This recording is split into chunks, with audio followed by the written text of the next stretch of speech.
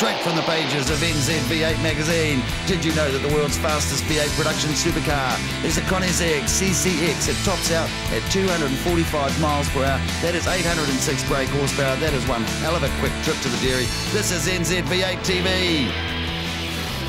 Brought to you by Smiths Group, suppliers of leading automotive brands. Newlong, Maguire's, Spies Hecker, House of Kolor, and GT Radials, superior performance, affordable price. On the show, we've got an absolutely hot XKR Jaguar GT1. You look at this puppy burn. And Maguire's feature car is a really tasty Camaro, Mad Max style. Some European muscle from the production muscle car series. We'll finish the show off with some muscle car history, ladies and gentlemen. Welcome to NZV8TV. My name's Ewan Gilmore. I did such a sterling job last week, they've invited me back this week and upgraded me car. We're going to kick this episode off with the GT1 Racing Series. This is unlimited modifications in a muscle car. We've already shown you this last week in a C6 Corvette owned by Grant Brenner. This week, we're going to have a little bit of a European look at it in a 2000 Jaguar XKR. This car's new for us. This is its first season in racing. We've built this from the ground up off a steel top table down in Wellington at AutoCare, where it's my business down there. And yeah, it's a 327 based engine with a very long stroke, but a short crank throw. It produces about 560 horse, which is probably way down on a lot of other competitors here, but the car's proved to be very reliable so far, and yeah, we're getting up there. Today's not good. We lost second gear. We actually blew second gear, so we've opened the gearbox up and removed it completely. We're just using first, third and fourth, so yeah, we'll make do with that for the weekend. Well, the body work, we were going to build a Monaro originally, but we couldn't find anybody that could do a body to our liking, and Andrew Fawcett, that had the Mitre 10 Jaguar, very kindly let me use his moulds, so we made a couple of cars off his moulds, the body, sorry, and then built the chassis to suit. It's got a full floating 9-inch fabricated Ford diff, 4-speed Jericho, and of course the good old Chev V8, which is a little different from the Fords that the car should be running if it was to true Trans Am rules, because it's a Ford-based engine.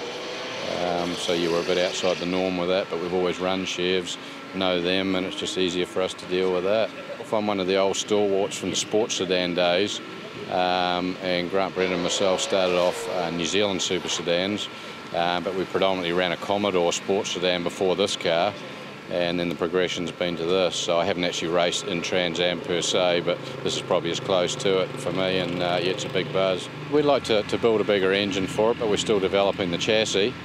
But if yeah, we can put something else together that'll put us up around the 700 plus horsepower mark, I think it'll be quite competitive.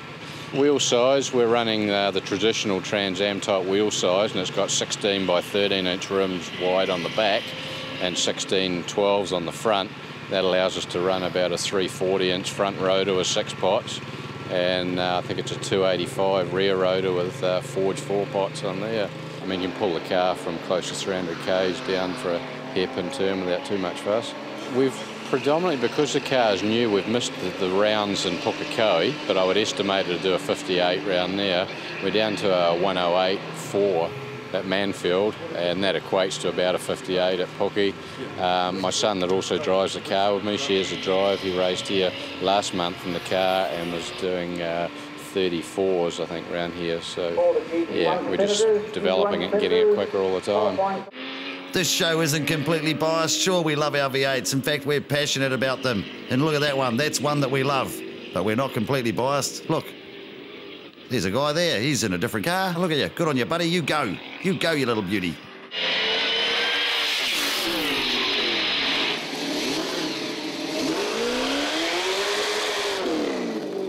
Oh, check out the motorcade. I bet you Helen Clark wishes she had a car like that when she was in a hurry. And Maguire's feature car of the week is one fat 67. Okay, the car's a 67 Camaro. It's running a 68, 468 big block Chev.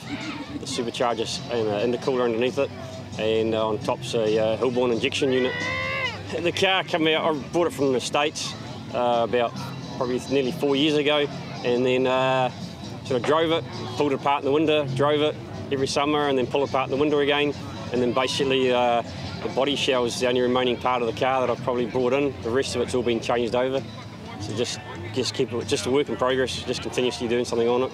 It doesn't matter what you drive, if it's a V8, it's just, I mean, you got your camps, you got your Ford camp and your Chev camp, but at the end of the day, we're all just out for one thing, and it's just putting fuel in the car and driving and coming to events like this. It's just brilliant. I mean, this is what this car is built for street driving and cruising. And I just love coming here, and the car drags a lot of attention wherever it goes, which is great, because you know you've done something right. You know, you've built a good car when people really praise it and give you lots of sort of yeah for it.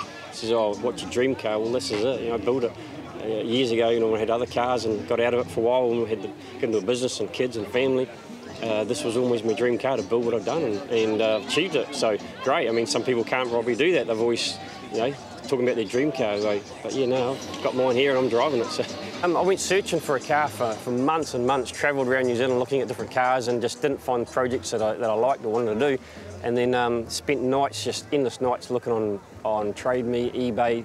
And actually one morning I got up and a friend of mine had emailed me a picture of it that he found. So I looked into it and made a few inquiries and just went from there pretty much. And one of the good stories where it was everything it was meant to be, and the guy was straight up and yeah, there's no surprise when the car arrived. It turned up just what I wanted. It's far from anything original. The roof's been chopped 3 inches, the front's all welded, joined, the grill's been changed, the guard's been changed, the door handles are gone, tubs in the rear. Interior's completely changed. There's no original interior left in it, not even down to the dash. The dash is all hand fabricated, door panels are fabricated. They're a 20 by 18 under the rear there. That was as big as I could get under the back. Work out whether we're going to keep the black or whether I go for a two-tone change. So the jury's out on what to do with the paintwork. I'm sort of still deciding. See, mate, it's never ending, is it? No, it'll never end. Until the day I sell the car, it'll never end. I'll always be working on it. Always change something on it or improve or fix something. It drives great. I've had a lot of people come for riding that car who have ridden in a lot of vehicles and cannot believe that it drives really nice. And most of the aren't, I mean, they'll just drive along and they'll just say, hey, this is great. Shit, I could drive, you know, cruising this thing to Auckland. It just rides nice. It's quite an honour, I reckon, to have something good enough that people want to put in a magazine and show the rest of New Zealand. I think it's great. My thing is trying to find something probably not as common, or if you've got something to do something like this, to make it stand out. Because I don't want to drive another car, just be another car. I want it to stand out and do what this car does, you know, be seen and get noticed when it goes somewhere. Oh, mate, you've got noticed, all right. You have ended up on NZV8TV, and thanks to Maguire's, you are the feature car of the week. But has anybody else looked at this and thought, man, this really is the Mad Mex car?